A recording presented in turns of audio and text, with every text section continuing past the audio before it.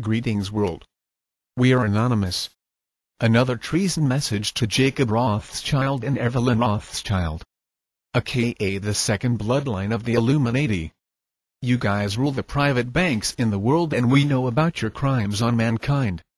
We have been watching. Many people are watching.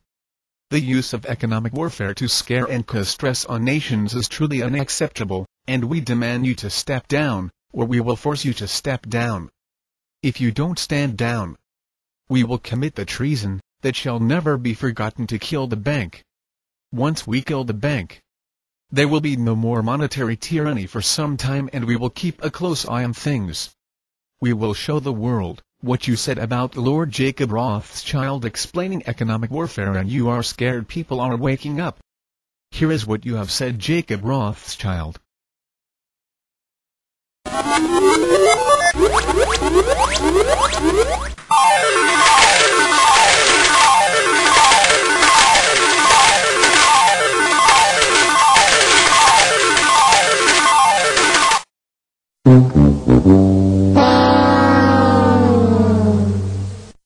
Look, I've been here for 40 years.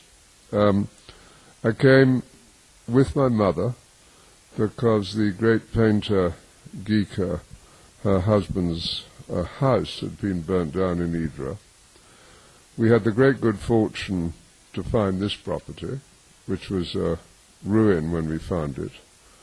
And I think we've had nothing but happiness here, some of the happiest years of our lives. So yes, I continue to find it a heavenly place, and one which I enjoy coming to as much as I possibly can. One of the great treats of a lifetime. As we all know, Greece went through an extremely difficult period, as did the whole world, post-2008. But there's ground for optimism, I think, now. The Greek government was able to raise large sums of money just 2 weeks ago at a rather low rate of interest. The Greek banks have raised substantial capital. We, my interest, subscribed to the new issue of Alpha Bank. It was heavily oversubscribed. We received some shares. The shares went to a premium. They raised over €1 billion.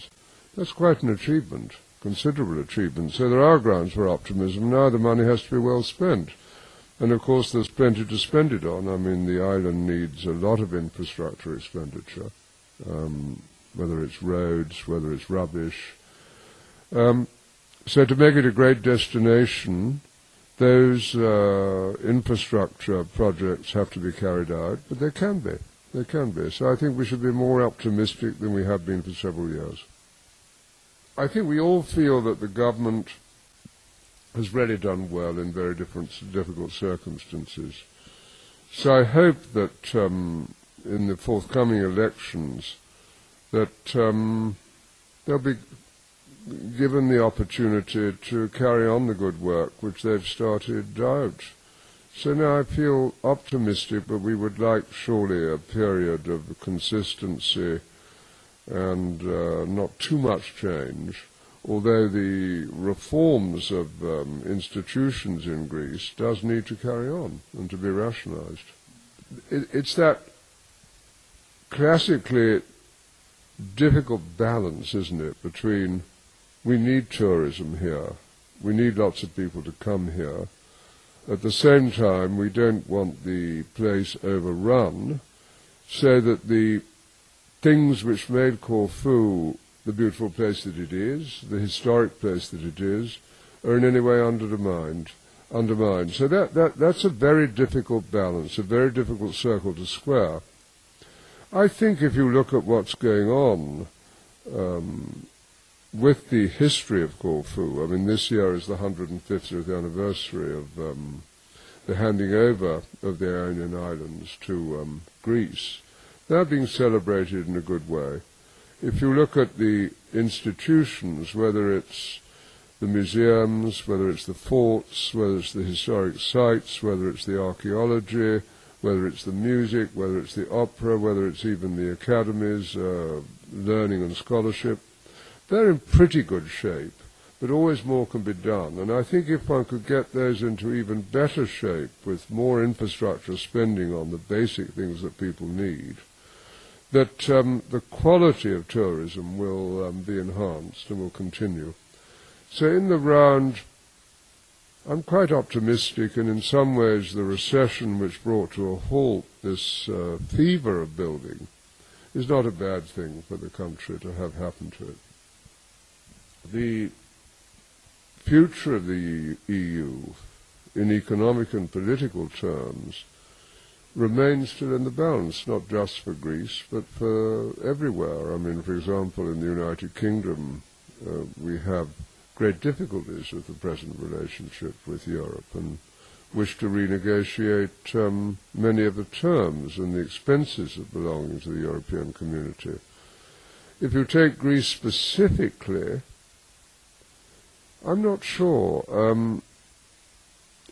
It's a real problem to be integrated into the rest of Europe at a time of great economic stress. I mean, you've got here very high unemployment, and that induces social unrest. The kind of classical way of dealing with that problem, of course, is to devalue.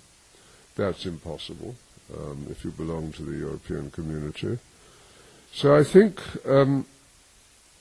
a change in that relationship with Europe for Greece and for many of the other countries will be needed.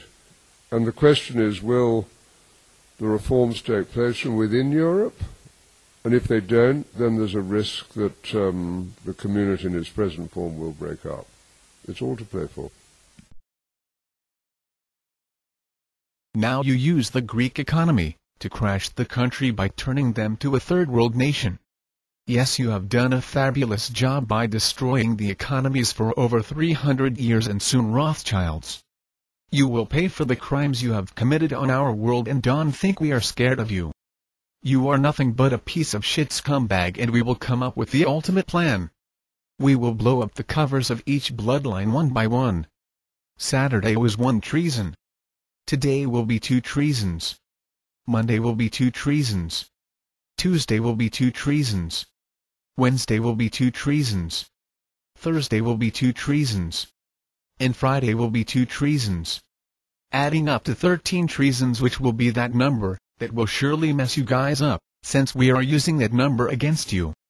Saturday will be the 14th treason we will commit, which is the ultimate plan. We have a reason to focus on you guys so we can come up with a plan to defeat you. You are the primary enemies of this very world, and you and each bloodline will be taken down. Things are going to get dangerous for the Illuminati, and we are no longer scared, nor are we going to play your New World Order games any longer. You are the biggest threat mankind has ever faced, and it will be soon time for you to perish along the other bloodlines of the Illuminati. You will pay for the crimes, and the time you escaped them has come to an end. Also sad Rothschild. Well, good, be sad then, because we know who you are and we are not even happy with you. You have got away with too many crimes, and it shall cease to happen. We are anonymous Rothschild. We are everyone and we are everywhere. We are Legion. We have never forgot the crimes you committed on mankind. We will never forgive what you have done to all of mankind. Expect us to come after you and the others one by one. Expect that.